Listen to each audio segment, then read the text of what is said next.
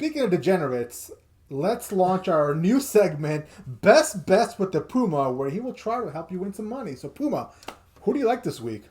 All right, so who do I like this week? So this section of the podcast is brought to you by the unofficial official sports book of the Pro Football Radio podcast, DraftKings Sportsbook, which, by the way, they finally caught up with the times. They now offer same-game parlays. You can, for example, the Washington football team versus New York Giants, you can bet the spread or you can bet the over in this game, same-game parlay. You can take Washington to win outright, maybe the over. You can do all those things with player props. It's about time they caught up with the times because I was like, I might be going to FanDuel. If they do the same, if they don't do the same-game parlay, I might jump ship. DraftKings heard the critics. They wanted the same-game parlay, and they finally caught up to it. But Brando, that is music to my ear because I'm all about that parlay. Parlays for life, baby. P4L. Parlays for life. Parlays for life, baby. So, some of my best bets, degenerate Puma here. I'm taking, like I said at the top of the pod, I'm taking Washington laying the 3. This is a get-right game. I think they're going to cover those 3 points easily. The Houston Texans, depending on what book you're looking at, it's been fluctuating around. Houston Texans, 12 to 12.5 point underdogs to the Cleveland Browns. I like Houston covering the 12 to 12.5. It's a cagey veteran team. I know that they played Jacksonville last week, but they're going against a light years better football team. But we can all agree, looking at the roster here, these are cagey veterans. For the Houston Texans, I think they're going to cover the 12.5 easily. Joe Burrow, a.k.a. Joey, covers. They're going to be they're 2.5 to 3 point dogs against the Chicago Bears on the road. I think they're going to be in Soldier Field. Joe Burrow is 7-1-1 against the spread when he throws for more than 30 attempts or so. I think Cincinnati covers this. And honestly, looking at the Bears, I wouldn't be surprised if Cincinnati wins outright and goes 2-0 in the AFC North here. Hot take right there. The Denver Broncos, they are 6-point favorites against the Jacksonville Jaguars. I'm going with Denver to cover the 6-point spread. Wow. Teddy Bridgewater, also known as Teddy Covers, his career in the NFL, 36-14 against the spread, 22-3 on the road. So give me Denver covering the 6 points. Also, the over-under in the Minnesota-Arizona game, I like it. I like the over in this game. It's 51 points right now. I wouldn't be surprised if maybe it went a tick higher, but last I saw it was at 51. I like the over in this game. Both, the defensive line for the Cardinals are great. The secondary, and I like Justin Jefferson to maybe find the end zone a couple of times.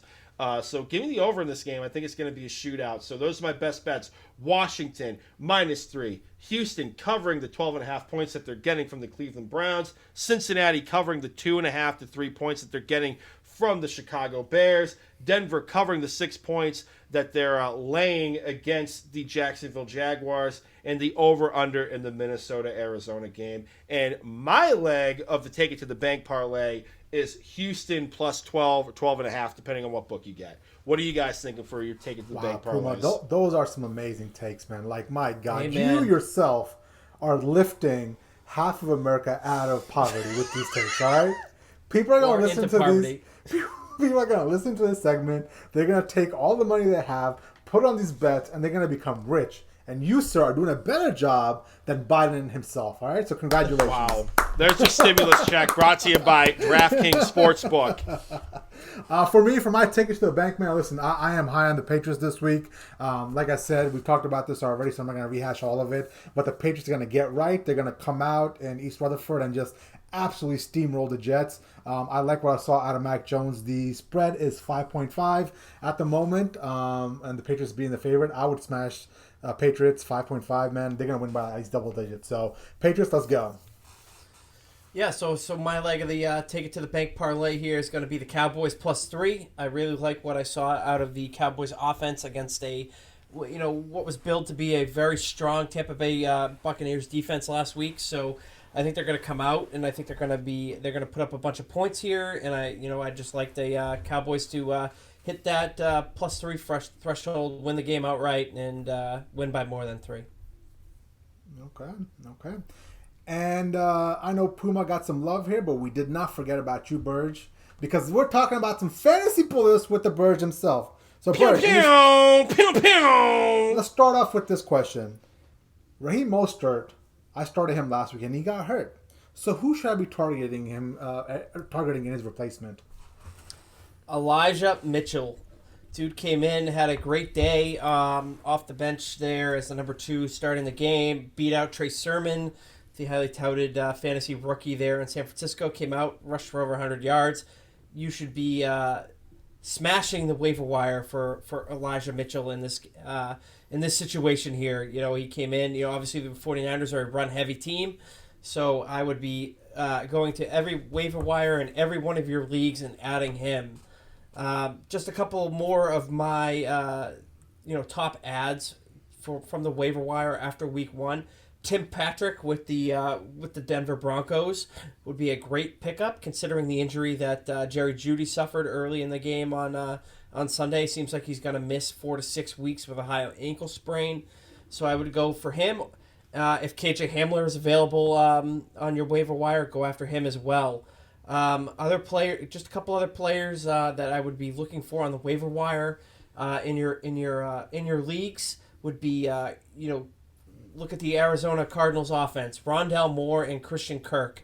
If either of them are available in your leagues, pick them up. They both were very involved with Arizona's offense in their rout of Tennessee on Sunday. So I would be definitely targeting both of them. And then, a guy that I've been big on, all offseason, Bryan Edwards with the Las Vegas Talk about Raiders. it! I know he was not targeted early in this game, or actually pretty much the entire game. Talk about regulation with the Raiders there, but he came in and with a minute left to the end of overtime, 4 receptions for 81 yards. It came very close to winning that game within a yard. Actually, I'd call it inches. Of winning that game for the Raiders. He's a guy that I'm high on to be to come out and have a really good fantasy year, catch some balls. I think they're going to involve him more after this game. So those are just some guys off the waiver wire. If they're available, go pick them up. All right, now Burg, before we move off the segment here, if somebody like myself has Jacoby Myers. And let's say KJ Hamler is on the waiver wire. Are you going to look at me or managers that have Jacoby Myers funny if we decide to drop Myers to take a flyer on KJ Hamler? No, I'm not going to look at you funny at all. KJ Hamler, that he has, was based out of that last year's draft. He was one of the receivers, who was talked about a lot. Obviously, he fell in the draft last year because of how much talent was available at the wide receiver position in last year's draft. Denver has, Denver loves him there, at that wide receiver position, especially with Jerry Jeudy going out. You have Cortland Sutton there coming off the injury from last year. And then you have a bunch of guys fighting for that position. I would not look at you funny at all. PPR, I may think that, may think about it a little more just because of what Jacoby Myers is. He's not going to score a lot of touchdowns for the Patriots, but he's going to fill that role where he's going to be kind of a safety blanket, so to speak, where he's going to get a lot of receptions. But no, with KJ Hamler, especially with the opportunity that presents itself now in Denver, I think that would be a wise move. All right. I got another question for you, Mr. Fantasy Expert. I have Damien Harris. I started him last week. I'm going to start him next week as well. Any concern there that after the fumble that Bill Belford might punish him for Bill Belford's mistake? Should I keep him in the lineup, or will there be some sort of repercussion there? No, you keep him in the lineup there. With he's the guy in Bella Goat's offense, and he's going to be the guy to carry the ball. They're still going to be a run-heavy team, and Bella Goat is definitely going to continue to go to him. He's a veteran back in that offense that is the ball carrier. We all know James White is the true veteran there, but he's not a traditional run between the tackles guy.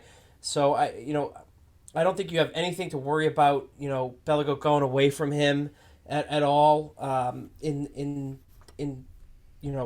between the tackles, first, second down, he's the guy there. They made that commitment when they traded Sony Michel. So, I would definitely continue to ride him. At least at this point, I think Bella Goat is going to continue to pound the rock with Damian Harris.